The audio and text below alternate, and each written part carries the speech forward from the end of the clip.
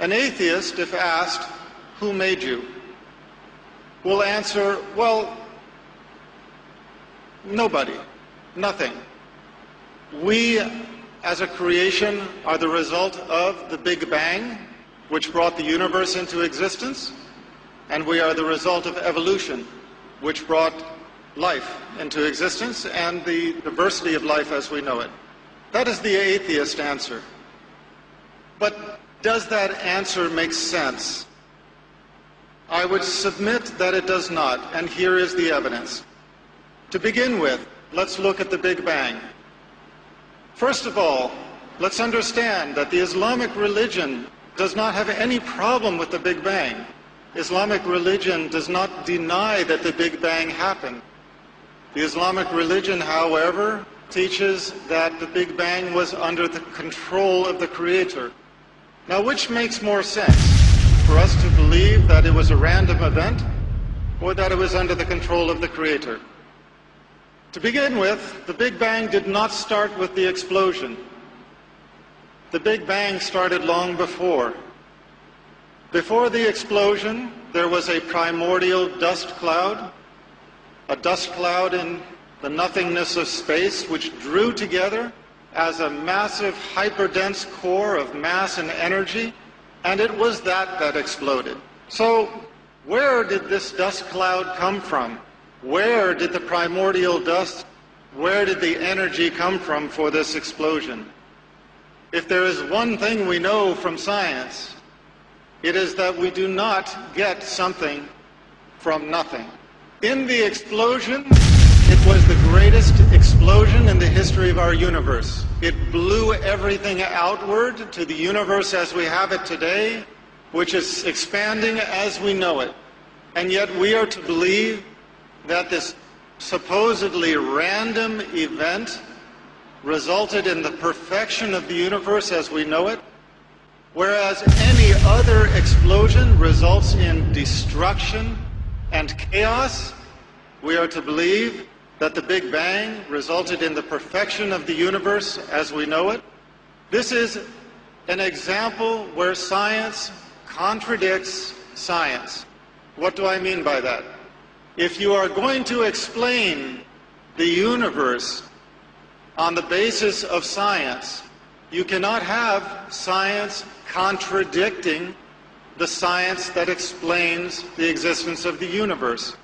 In science, there is a general principle called entropy. Entropy is the principle that unless there is a greater control over a process, the process tends to chaos. Now let's put it into real-world terms. It does not matter whether you are talking about your child's bedroom, the kitchen sink, your workplace, or a complex chemical reaction. If it is not under control, it generates into chaos. If your child does not clean up his room, if somebody does not control the dishes in the sink, if somebody does not control the chemical reaction, the result is going to be random and chaos. But we are to believe that the massive explosion of the Big Bang resulted in perfection and not chaos. This is an example where science contradicts science. In the same way, when the atheists explain our existence as living beings, they use the example of evolution, natural selection.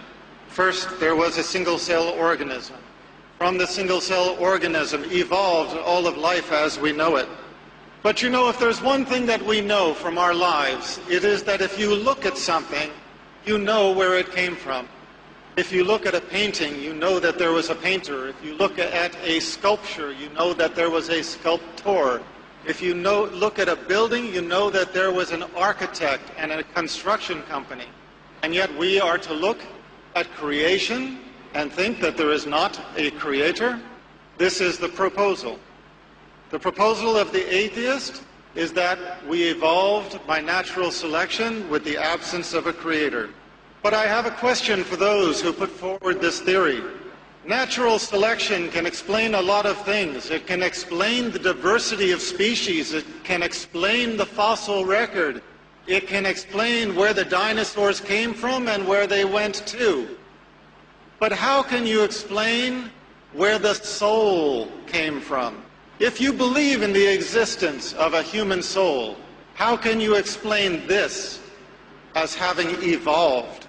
For that matter, how can you explain life as having evolved? And what do I mean by life? I mean the power that gives a body, once assembled, to live.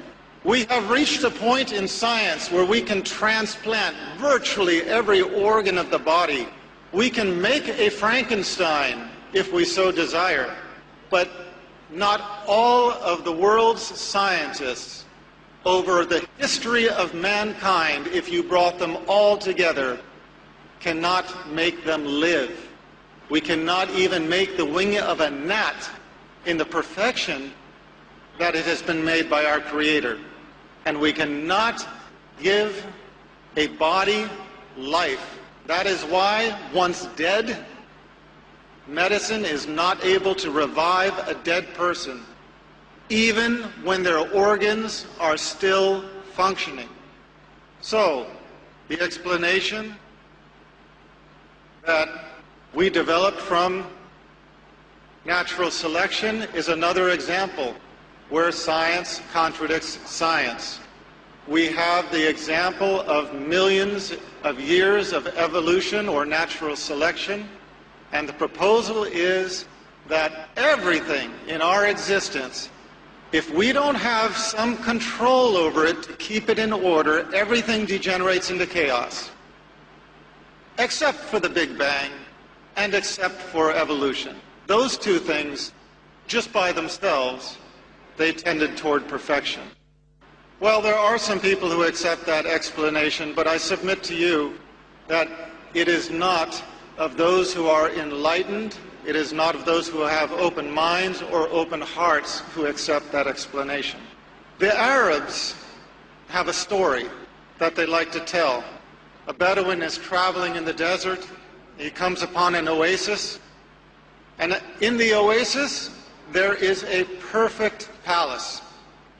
Now, there are no building materials around. He finds another nomad and he asks him, "Where did this palace come from?" And the nomad said, "Oh, subhanallah, glory to be our Creator, you would not believe where it came from. First, the wind blew so hard that it shaped the rocks into perfect cubes with square edges, and it tumbled the rocks over the desert until they all fell together in the shape of this palace, in perfect assortment. And then the wind blew the dust with some, hairs and fibers from the trees into the cracks and brought the rain, and that made the cement that cemented it all together. And then lightning strikes blasted the sand into sheets of glass and blew the sheets of glass into the windows. And then the elements took wood from the far corners of the earth and shaped it with the wind and the different force of the elements into furniture and into window trim and doors. And tornadoes and hurricanes carry it here and dropped the doors into the door places, dropped the windows in, made the window frames, tumbled the furniture into the rooms. These strong winds took the fibers out of the backs of our sheep, wove them together into tapestries and carpets, and coated the floors with it. And all of this happened just in this one place on earth to make this perfect palace. When we begin thinking about it, we cannot help but roll our eyes and realize, come on, this guy is crazy. This is impossible. And yet what we are told to believe is that the Big Bang and natural selection, through the two most climactic events in the history of creation, accomplished something even greater than this.